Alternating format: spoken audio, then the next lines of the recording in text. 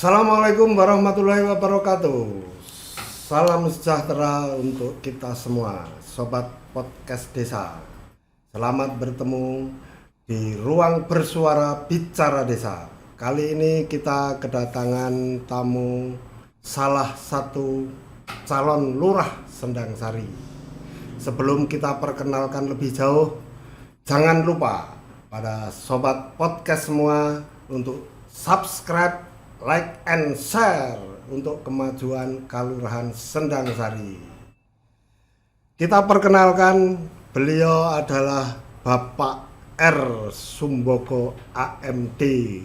Nah, ini salah satu calon lurah yang juga pengusaha. Selamat datang Pak Boko. Selamat datang, selamat berjumpa kembali.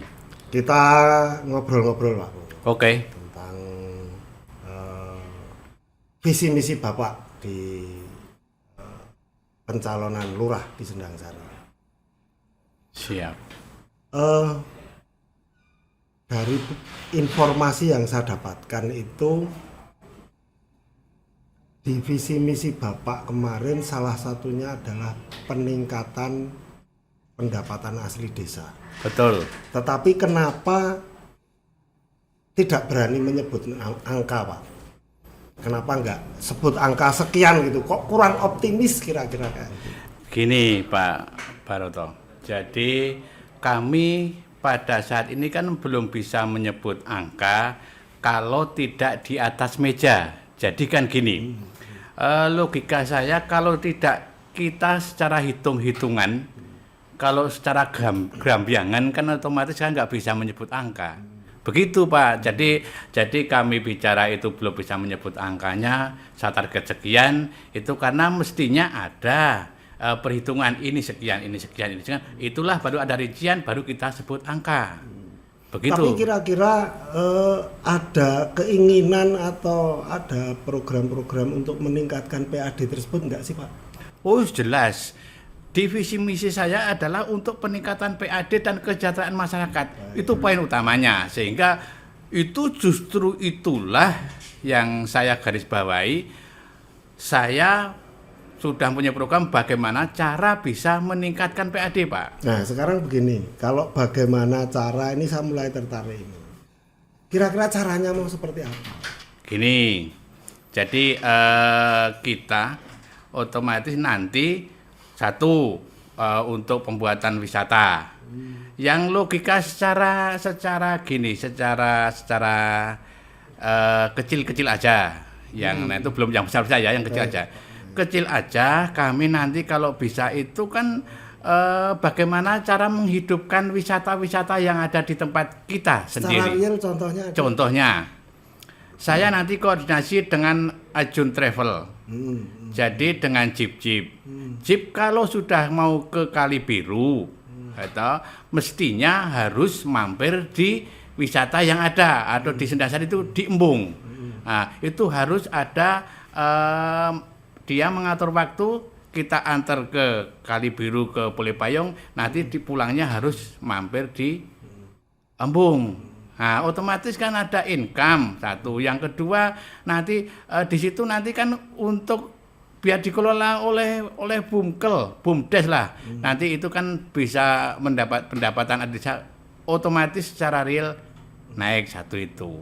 Kalau begini Pak, semisal tadi ambil contoh Embung. Kalau saya mau ambil contoh Embung Bubuk, bukankah sekarang sudah dikelola oleh masyarakat? Kalau nanti dikelola oleh BUMDes, kira-kira di situ justru ada kecemburuan lagi tidak? Jadi gini, itu nanti kita otomatis kan kita bekerja sama dengan ada yang ada di masyarakat. Sana nanti kita ada yang di Embung Bogor bekerja sama di situ. Nanti kita bekerja sama bagaimana aturan mainnya seperti apa. Itu kan yang penting kita aturan mainnya, yang disebutkan kita mainnya, sehingga tidak ada permasalahan di antara dengan BUMDes dengan warga masyarakat. Begitu. Dan satu hal Pak, saya sempat melihat visi misi yang kemarin disampaikan. Oke. Salah satunya adalah pembangunan objek wisata Guwa Lawe. Betul. Kira-kira kalau secara real mau seperti apa sih Pak Guwa Lawe? Jadi gini, kalau secara real, kalau secara visual, sebetulnya kan itu Guwa Lawe itu adalah yang sangat potensi sekali daripada Gua Pindul potensi itu. Jadi itu cuman poinnya saja nanti kalau sudah irigasi itu bisa diampu dari embung, yang di Gua Wedok itu damnya dilepas, itu otomatis kan sudah jari dari Gua Lanang bisa masuk langsung keluar dari Gua Wedok. Tapi kita antisipasi nanti tengah harusnya dibor untuk penjaga oksigen, jangan sampai ada gas. Satu, dan kedua juga untuk dikasih lampu. Karena jaraknya itu sekitar 1 kilo antara Gua Lanang sampai dengan Gua Wedok, dan saya sudah koordinasi dengan orang-orang yang boleh dikatakan hobinya membuat seni. Contoh itu Kang Stone, itu sudah komunikasi. Besok inilah garapan satu. Yang kedua pemandian Cereng itu besok tak bawakan batu dari Budur.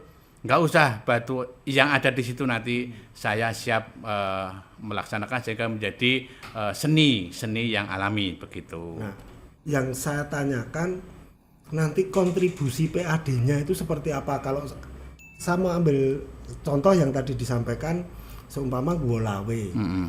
Proses Guwa Lawe sampai dengan menjadi objek wisata ini kan lama. Betul. Bisa memakan waktu 1-2 tahun gitu. Nah, terus PAD-nya bagaimana?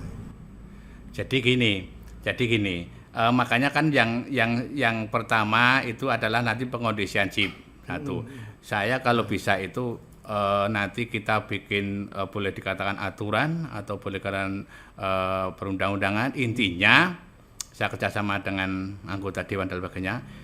Kalau bisa seperti yang di wisata lain, intinya mobil tidak boleh langsung ke sana, stop di situ, nanti pakai jeep.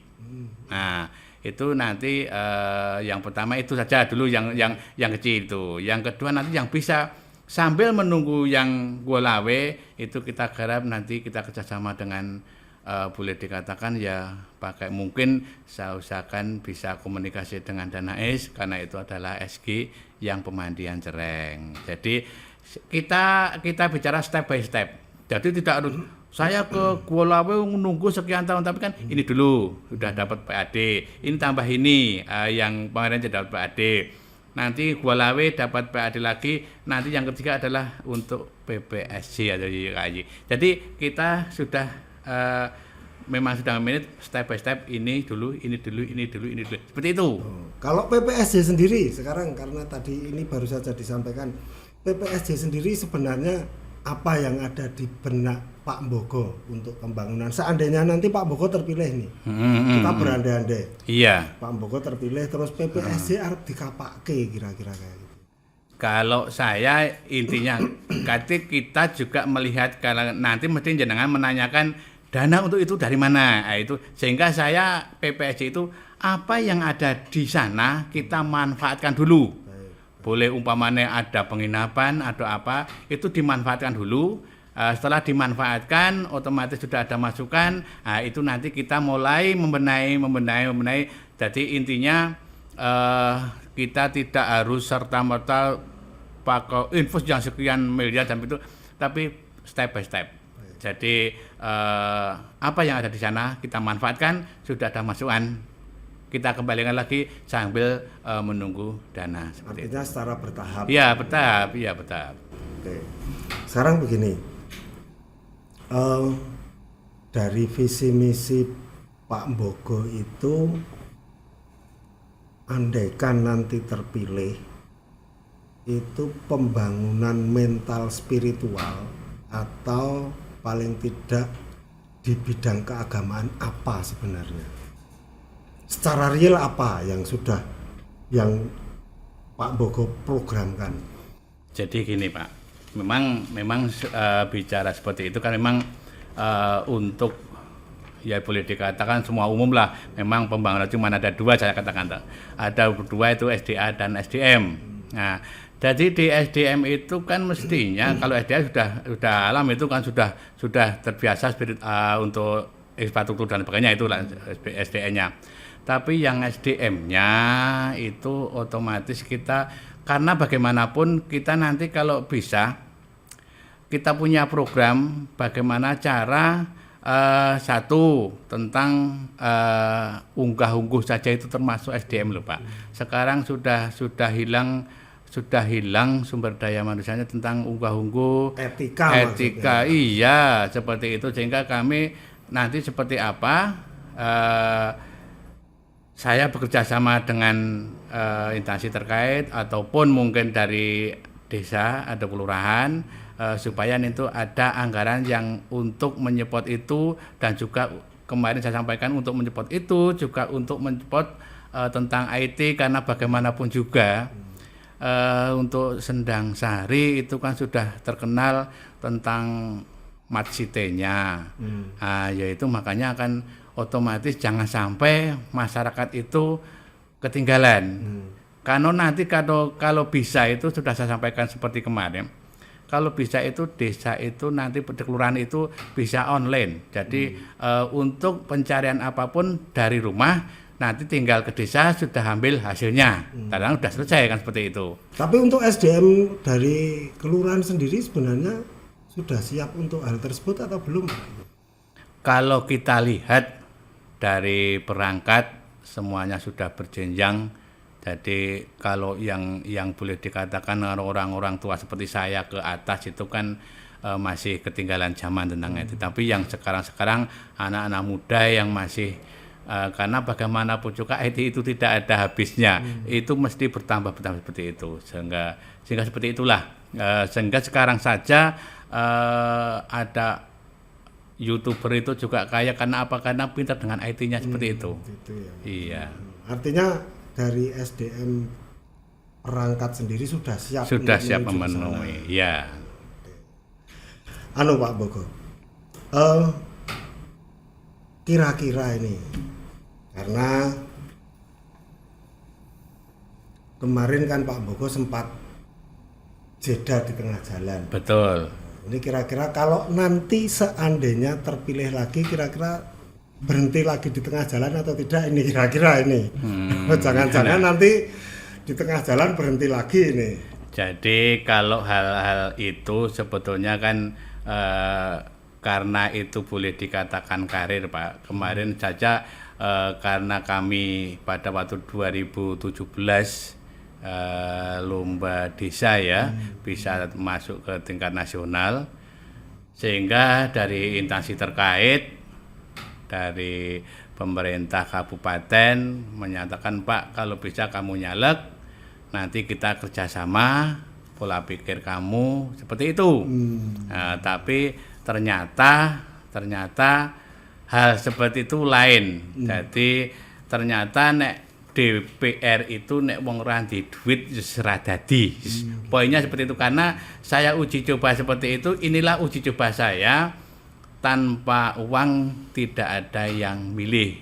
Seperti itu, sehingga otomatis karena kami tidak mampu ya otomatis ini saya cuman terus terang tahap ini adalah tahap terakhir 3 periode toh. Ini periode terakhir, sehingga saya memang berkeinginan saya ingin membikin sejarah desa, dan juga sejarah desa itu otomatis sejarah pribadi saya ternyata pada waktu dipegang oleh lurah ini Sendang Sari seperti ini. Itulah tujuan kami nyalon. Karena apa? Karena kalau itu sebenarnya kan saya sudah sama anak-anak saya sudah lah Pak, nggak usah macet untuk apa toh, karena anak saya sudah boleh dikatakan ya sudah jadi aparat lah, intinya isi sodo macul diwi-diwi, teman diwi-diwi, kan seperti itu. Tapi tadi yang saya tanyakan belum dijawab, mau ditinggal lagi atau tidak? Ya itu kan sudah jawaban jelas tidak ditinggal, karena ini ingin membikin sejarah baik itu pribadi maupun itu desa. Baik. Terus Pak Bogo, kan sekarang isunya akan dilewati jalan tol ini. Iya. Nah, andaikan Pak Mbogo terpilih, rencana Bapak seperti apa? Kalau itu merupakan program pemerintah, kami tidak bisa bicara apa-apa. Intinya cuman kalau bisa saya berbicara dengan instansi terkait. Kalau itu saja, mungkin kan pemerintah itu sudah banyak berpikir jauh ke depan daripada saya. Sehingga kalau itu memang saya masih bicara dengan instansi terkait, itu kalau dikabulkan. Kalau tidak, karena bagaimanapun juga itu program pemerintah, kita tidak bisa berbicara apa-apa. Begitu. Jadi itu tetap program pemerintah ya mesti terlaksana kan seperti itu. Karena itu program pemerintah adalah sebagaimana cara semuanya untuk masyarakat, sebenarnya kan untuk mensejahterakan masyarakat dan supaya masyarakat itu lebih enak lagi kan, seperti itu sebetulnya. Terima kasih Pak Mbogo. Bincang-bincang kita saya pikir sudah cukup banyak yang disampaikan. Oke. Untuk closing statement, mungkin Bapak ingin menyampaikan kepada masyarakat Sendang-Sari, waktunya kita persilahkan maksimal 2 menit. Oke. Jadi bapak-bapak semuanya, warga kami di Desa Sendang-Sari, kalau saya boleh bicara, silahkan Bapak Ibu nanti memanfaatkan hak pilih panjenengan di tanggal 24. Panjenengan harus memilih yang rasional dari bagaimana cara nanti yang dipilih adalah yang bisa membawa Sendang-Sari maju, masyarakat sejahtera, tidak ada permasalahan.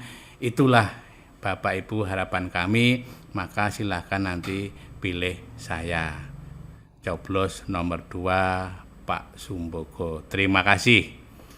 Oke, sobat semua, demikian obrolan kita dengan Bapak R. Sumbogo AMD yang sekarang juga maju menjadi calon lurah Sendang-Sari. Dari saya cukup sekian. Sebelum kita tutup, jangan lupa subscribe, like and share, dan tetap patuhi protokol kesehatan. Saya Bisma Barata. Assalamualaikum warahmatullahi wabarakatuh. Waalaikumsalam warahmatullahi wabarakatuh.